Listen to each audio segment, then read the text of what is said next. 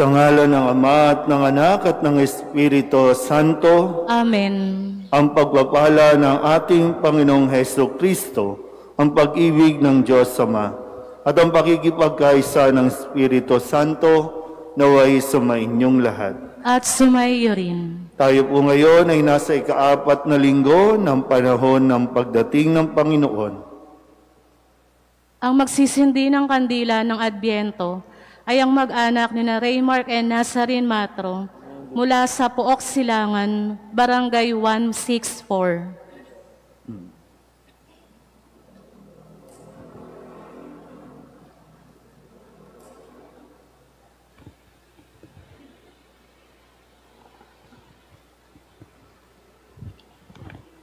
Dakilang Ama, sa pagtatapos ng panahon ng Adbyento, sinisindihan namin itong kandila ng pag-asa, kapayapaan, kagalakan at pag-ibig.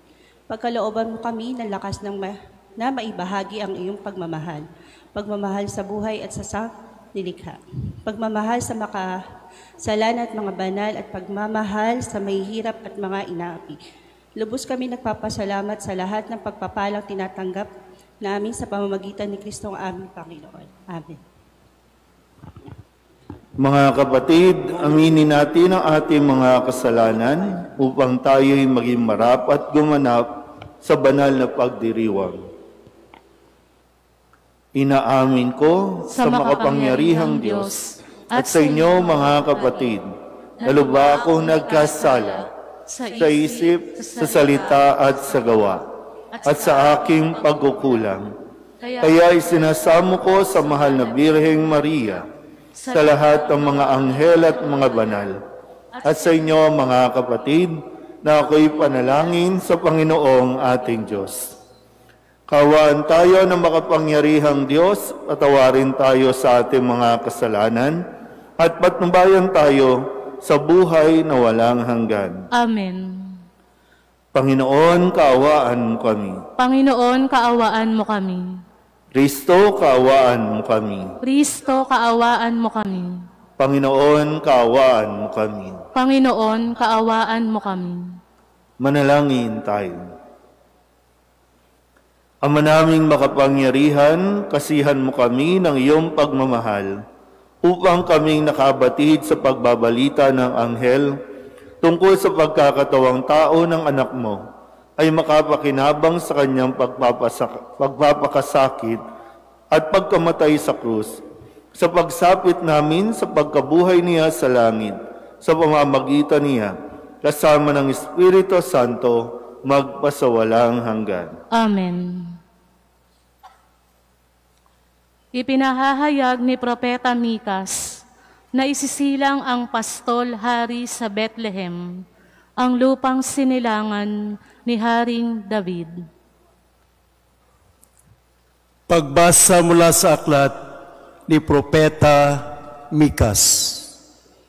Ito ang sinasabi ng Panginoon, Bethlehem, Ephrata, bagamat pinakamaliit ka sa mga angkan ni Huda, ay sa iyo magmumula ang isang maghahari sa Israel.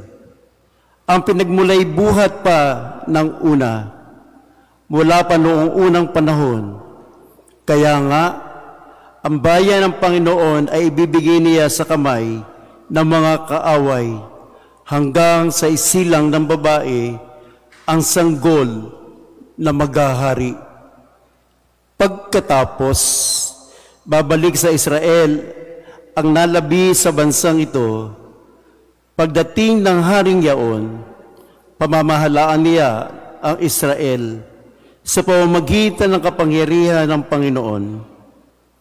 Taglay niya ang kadakilaan ng pangalan ng Panginoon na kaniyang Diyos, at ang Israel ay mamumuhay na ligtas, sapagkat ang haring yaon ay kikilalanin ng buong sanlibutan. Sa kanya magmumula ang kapayapaan natin. Ang salita ng Diyos. Salamat sa Diyos. Akitin mo poong mahal, ilitas kami tanglawan. Akitin mo, poong mahal, iligtas kami tanglawan. Pastol ng Israel, kami ay pakinggan. Mula sa trono mong may mga kerubin, kami ay tulungan. Sa taglay mong lakas, kami ay ililigtas at tubusin sa hirap. Akitin mo, poong mahal, iligtas kami tanglawan. Ika'y manunumbalik, o Diyos sa dakila, pagmasdan mo kami mula sa itaas, at ang punong ito'y muling pagyamanin at iyong iligtas. Lumapit ka sana, ang puno ng ubas na itinanim mo ay iyong iligtas, yaong punong iyon na pinalugumot iyong pinalakas. Akitin mo, poong mahal, iligtas kami tanglawan. Ang lingkod mong mahal ay iyong ingatan, yamang hinirang mo ay iyong ipagsanggalang. Iyong palakasin bilang isang bansang makapangyarihan. At kung magkagayon, magbabalik kami di magtataksil sa iyo kailanman. Kami pasiglahit, aming papurihin ang iyong pangalan. Akitin mo, poong mahal, iligtas kami tanglawan. Higit pa sa mga alay at mga sakripisyo ng matandang tipan, ang pagtalima ni Kristo sa kanyang Ama. Pumarito siya ng may pagtitiwala sa planong pakikipag-isang loob ng Diyos. Pagbasa mula sa sulat sa mga Hebreo.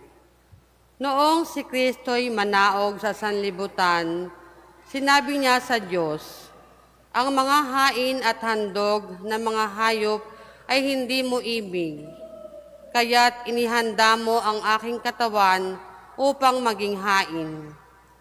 Hindi mo kinalugdan ang mga handog na susunugin at ang mga handog dahil sa kasalanan.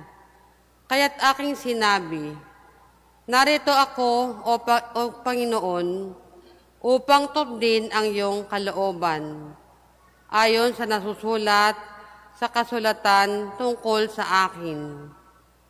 Sinabi muna niya, hindi mo inibig o kinalugdan ang mga hain at handog ng mga hayop, mga handog na susunugin at mga handog dahil sa kasalanan. Bagamat ito'y inihahandog ayon sa kautusan, sa kanya sinabi, narito ako upang tupdin ang iyong kalooban. Inalis ng Diyos ang unang handog at pinalitan ng handog ni Kristo. At dahil sa kanyang pagsunod sa kalooban ng Diyos, nilinis tayo ni Hesukristo sa ating mga kasalanan sa pamamagitan ng minsang paghahandog ng kanyang sarili, at iyo'y sapat na.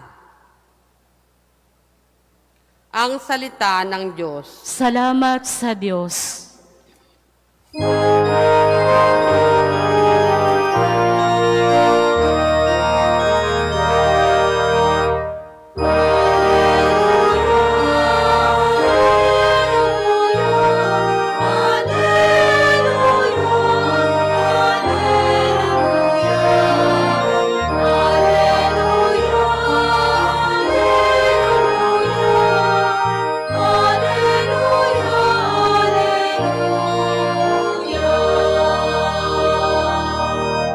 Narito ang lingkod ng Diyos, maganap nawa ng lubos ang salita mong kaloob.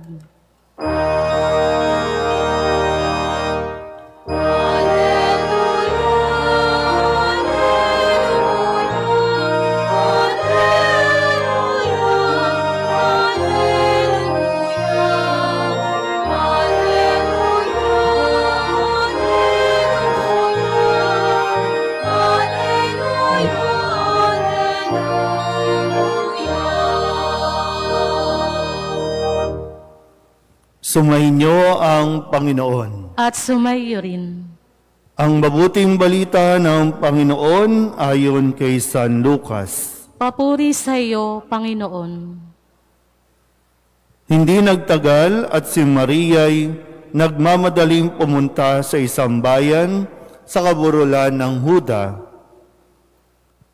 Pagdating sa bahay ni Zacarias, binati niya si Elizabeth. Nang marinig ni Elizabeth ang bati ni Maria, naggagalaw ang sanggol sa kanyang tiyan.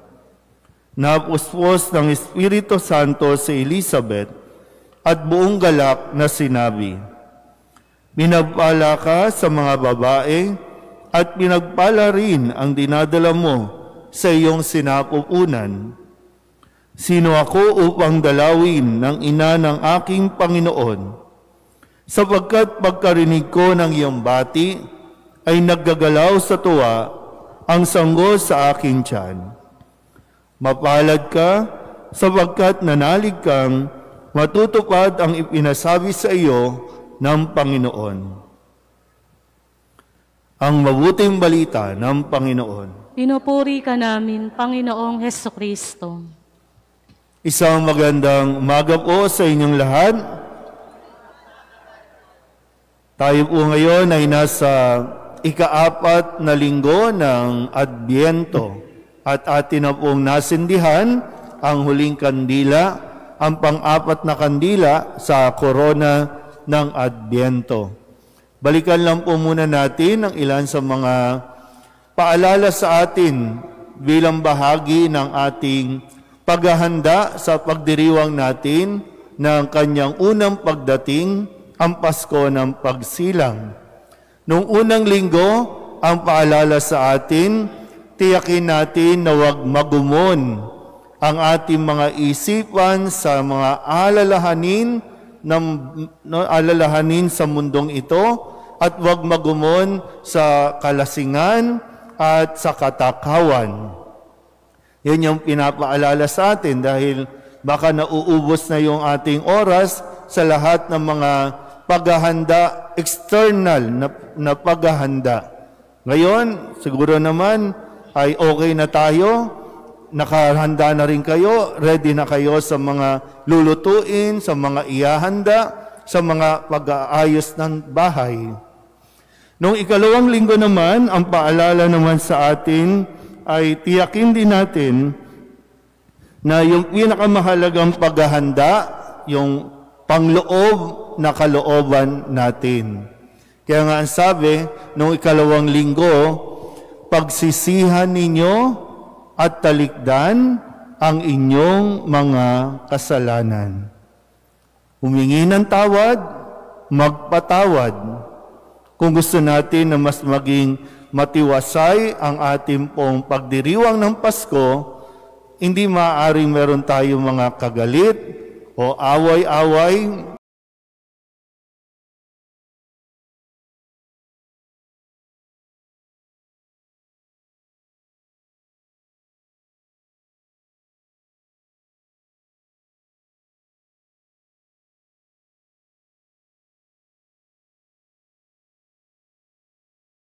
Lalong-lalo na sa loob ng tahanan kung saan kayo magsi-celebrate unang-una. Dahil kung hindi okay, kung hindi magkakaroon ng pagpapatawad sa loob ng bahay, ano mangyayari?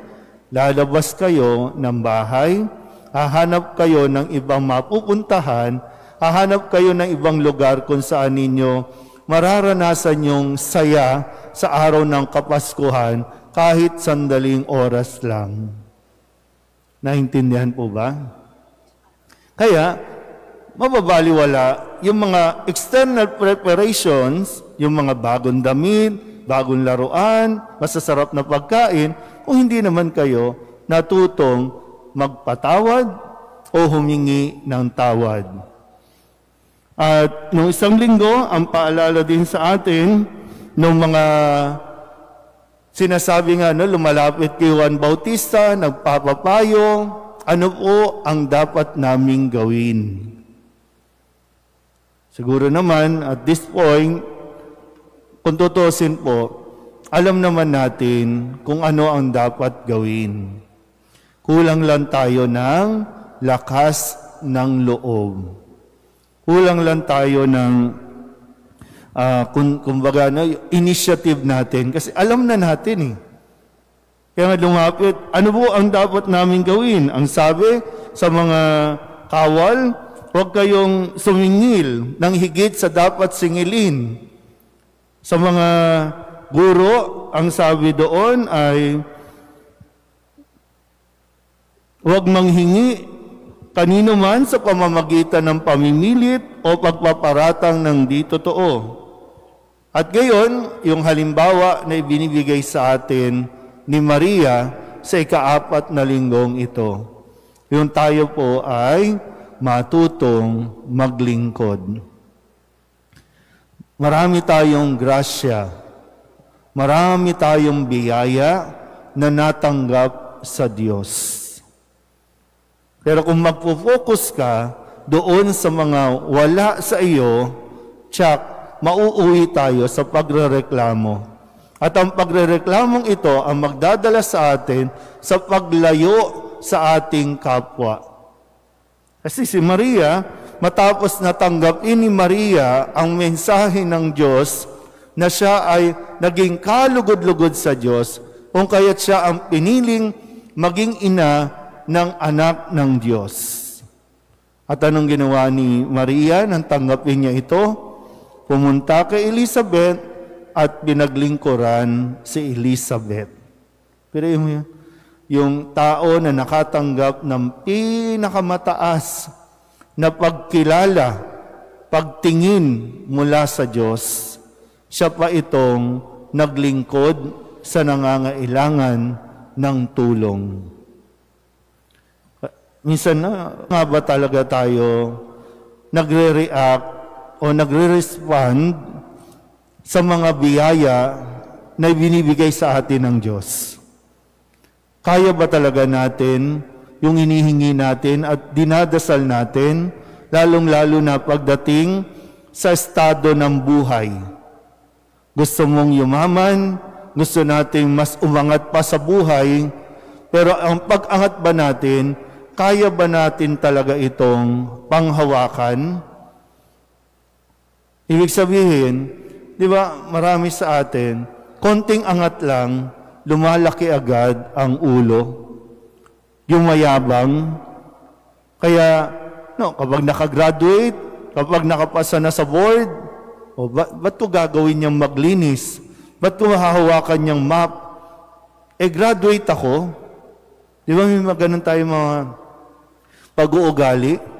Kung sino pa yung may pinakamataas na pinag-aralan, yun pa yung hirap na hirap gumawa ng mga simpleng bagay. Pagtulong sa gawaing bahay, pagtulong sa gawain sa lipunan, kasi ang daladala natin, yung mga titulong nakuha natin, na para bang ito ay nakuha natin dahil sa tayo ay magaling.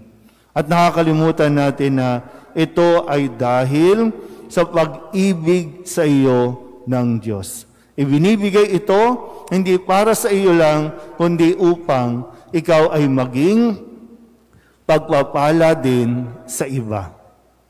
Kaya tingnan natin kung minsan ito rin yung pinagmumulan ng mga hindi natin pagkakasunduan, pinagmumulan ng mga tahimik o silent na pagsiselos, pagkainggit. Kaya nauuwi tayo doon sa mga nauna pang mga mensahe. Yun lang naman yun, di ba? Nayabangan ka sa kapitbahay mo, naangasan ka niya, dahil sa inugali natin. Kaya nawa, katulad ni Maria, matuto tayong dalhin si Kristo na siyang tunay na dahilan ng ating pong mga biyaya. Amen? Magsitayo ang lahat. Ipahayag natin ang ating pananampalataya. Sumasampalataya ako sa Diyos Amang makapangyarihan sa lahat na may gawa ng langit at lupa. Sumasampalataya ako kay Hesukristo, iisang anak ng Diyos, Panginoon nating lahat. Nagkatawang tao siya lalang ng Espiritu Santo. Ipinanganak ni Santa Mariang Birhen. Pinagpakasakit ni Poncio Pilato. Ipinako sa krus na matay inilibing, nanaog sa kinaroroonan ng mga yumao, nang may 3 araw na buhay na mag-uli, umakyat sa langit, naluluklok sa kanan ng Diyos Amang makapangyarihan sa lahat. Doon magmumulang paririto at huhukom sa nangabubuhay at nangamatay na tao. Sumasampalataya naman ako sa Diyos Espiritu Santo, sa banal na simbahang katolika, sa kasamahan ng mga banal, sa kapatawaran ng mga kasalanan, sa pagkabuhay na muli ng nangamatay na tao, at sa buhay na walang hanggan. Amen. Kami dumadalangin ngayon sa iyo, Ama, na tulad ni na Maria at Elizabeth, buong galak at kababaang loob nawa naming tanggapin ang manunubos sa aming puso't kalooban. Buong puso naming inihiling, Ama, dinggin mo ang iyong bayan. Ama, dinggin mo ang iyong bayan. Maging tagapagnalari nawa ng simbahan ng kagalakan sa sangkatauhan sa mga nagdadalamhati, may sakit, mga matatanda, at mga may kapansanan. Manalangin tayo sa Panginoon. Ama, dinggin mo ang iyong bayan. Maging mulat nawa ang mga pinuno ng bayan sa pangangailangan ng lahat para sa makatarungan at mapagmalasakit na pamahalaan. Manalangin tayo sa Panginoon. Ama, dinggin mo ang iyong bayan. Igalang nawa natin ang mga karapatan ng mga sanggol sa sinapupunan at maging mulat tayo sa pangangailangan ng mga nagdadalang tao at magbigay ng pag-asa sa kabataang Pilipino. Manalangin tayo sa Panginoon. Ama, dinggin mo ang iyong bayan. Magkaisa nawa ang mga pamilya at magkakaibigan at kalingain ang isa't isa at maging bukas sila sa pag-unawa at pagpapatawad. Manalangin tayo sa Panginoon. Ama, dinggin mo ang iyong bayan. Patuloyin nawa ng Panginoon ang lahat ng mga pumanaw sa kalwalhatian ng kalangitan. Manalangin tayo sa Panginoon. Ama, dinggin mo ang iyong bayan. Idulog din natin sa Panginoon ang ating mga personal na kahilingan, mga panalangin para sa ating mga pamilya, kasama din ang mga kahilingan ng mga nanonood sa online. Lahat ng mga misang pasasalamat, special na intensyon, agarang paggaling ng mga may sakit, at ang lahat ng mga kaluluwa na iniling na ipagdasal sa misang ito. Ang lahat ng ito iniling namin sa ngalan ni Kristong aming Panginoon. Amen. Fire.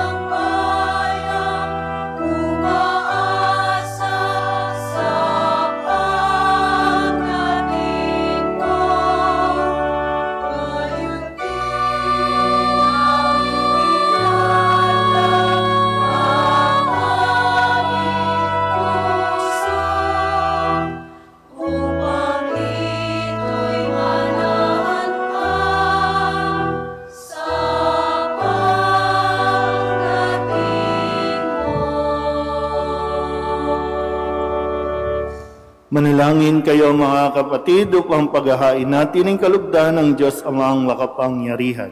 Tanggapin nawa ng Panginoon itong paghahain sa iyong mga kamay, sa kapurihan niya at karangalan sa ating kapakinabangan at sa buong sambayanan niyang banal. Ama naming lumikha, ang mga alay naming nakahain sa iyong dambana ay pabanalin nawa ng paglukob ng banal na Espiritu na pumuspos sa sinapupunan ng mahal na Birheng Maria upang magdalang tao at magsilang sa iyong anak na siyang namamagitan magpasawalang hanggan. Amen. Sumainyo ang Panginoon. At sumaiyo rin. Itaas sa Diyos ang inyong puso at diwa. Itinaas na namin sa Panginoon. Pasalamatan natin ang Panginoong ating Diyos. Marapat na siya ay pasalamatan. Ama naming makapangyarihan, tunay ngang marapat na ikaw ay aming pasalamatan sa pamamagitan ni Jesucristo na aming Panginoon. Ang pagsusugo mo sa Kanya ay ipinahayag ng lahat ng mga propeta. Ang pagsilang niya ay pinananabikan ng mahal na Birheng Kanyang inang tunay sa kapangyarihan ng Espiritong Banal. Ang pagdating niya ay inilahad ni San Juan Bautista sa kanyang pagbibinyag.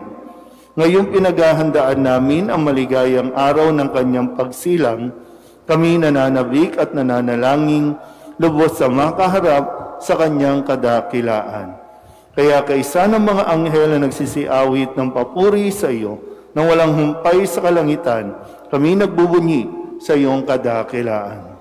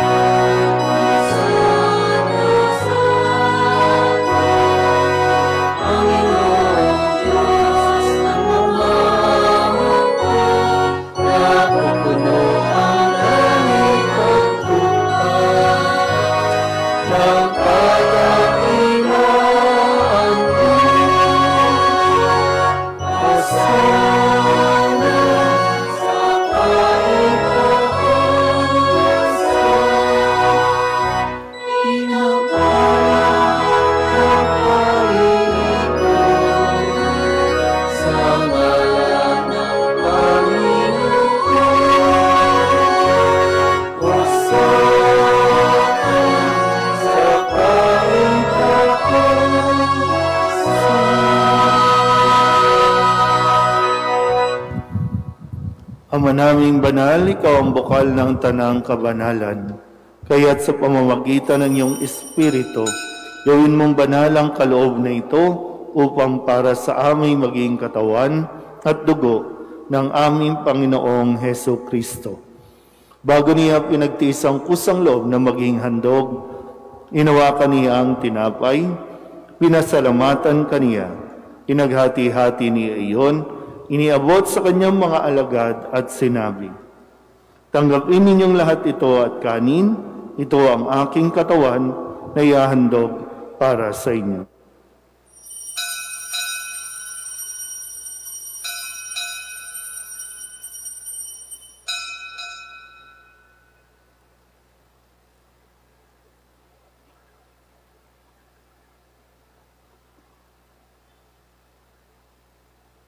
Gayun din naman nang matapos ang hapunan, inawakan niya ang kalis, muli kaniyang pinasalamatan. Iniabot niya ang kalis sa kanyang mga alagad at sinabi, "Tanggapin ninyong lahat ito at inumin. Ito ang kalis ng aking dugo, ng bago at walang hanggang tipan. Ang aking dugo na ibubuhos para sa inyo at para sa lahat, sa kapagpapatawad ng mga kasalanan. Gawin ninyo ito sa pag-alaala sa akin."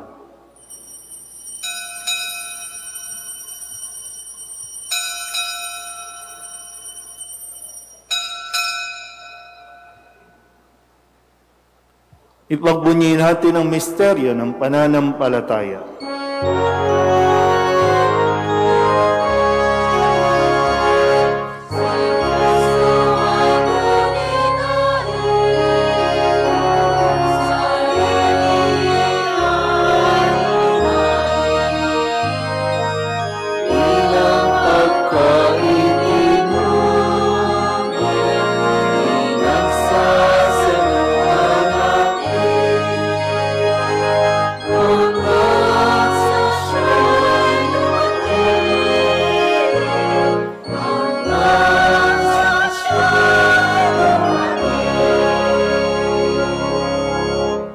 Ama, ginagawa namin ngayon ang pag-alaala sa pagkamatay at muling pagkabuhay ng iyong anak, kaya tiniaalay namin sa iyo ang tinapay na nagbibigay buhay at ang kalis na nagkakaloob ng kaligtasan.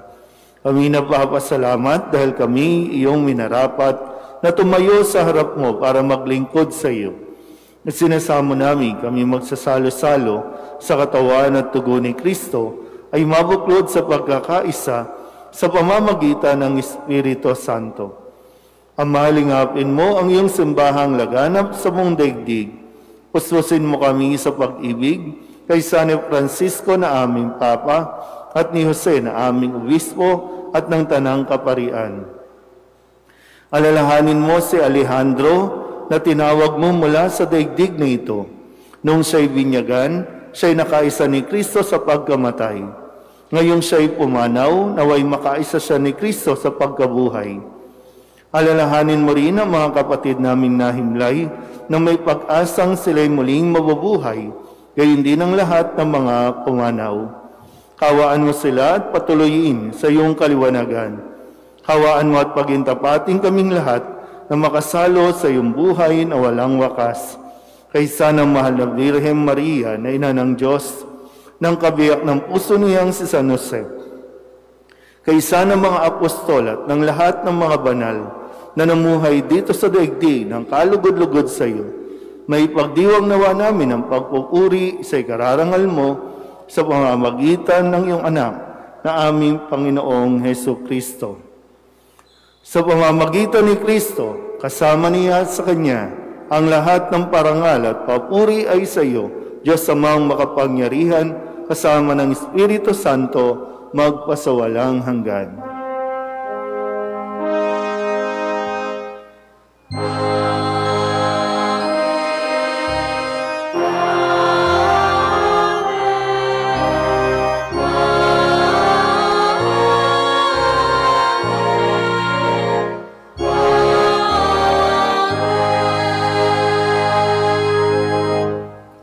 Sa tagubilin na nakagagaling na utos at turo ni Jesus sa Panginoon natin at Diyos, ipahayag natin ng lakas loob.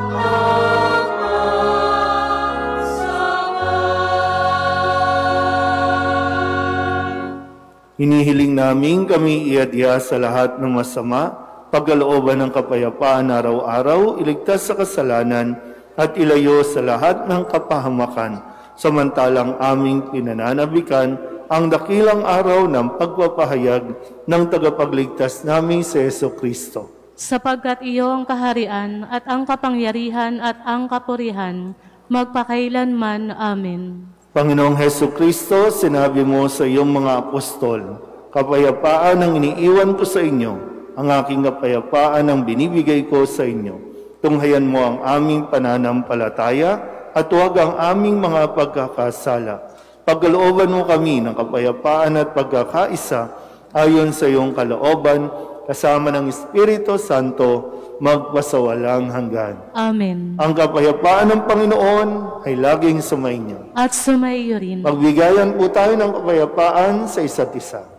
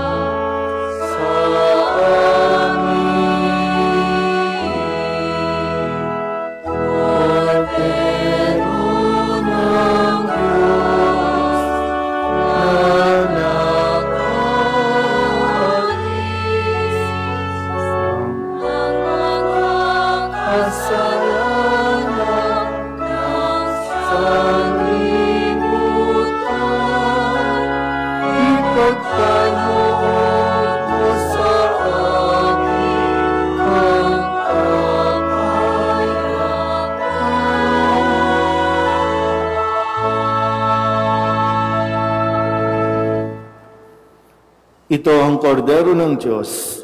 Ito ang nag-aalis ng kasalanan ng sanlibutan. Mapalad ang mga inaanyayahan sa kanyang piging. Panginoon, hindi ako karapat-dapat na magpatuloy sa iyo, ngunit sa isang salita mo lamang ay gagaling na ako.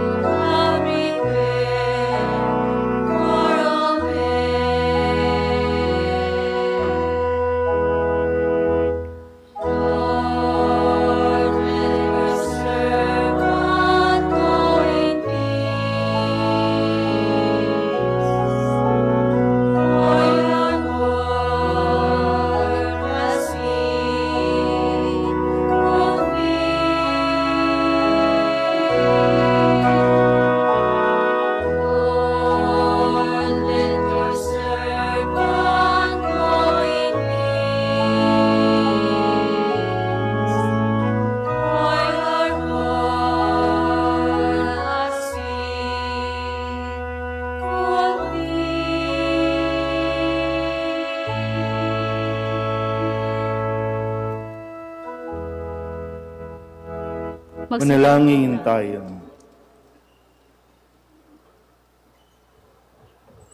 Ama naming mapagmahal, amin nang pinagsaluhan ang piging na nagbigay buhay. Habang papalapit ang dakilang kapistahan ng Pasko, lalo nawa kaming makinabang na may pananabik sa pagiging marapat sa pagdiriwang sa pagsilang ng anak mo na siyang namamagitan magpasawalang hanggan. Amen. Sumainyo ang Panginoon. At sumaiyo rin. At pagpalain kayo ng makapangyarihang Diyos, Ama at Anak at Espiritu Santo. Amen. Tapos ang banal na misa, humayo tayo sa kapayapaan ni Kristo. Salamat sa Diyos. Magandang umaga po.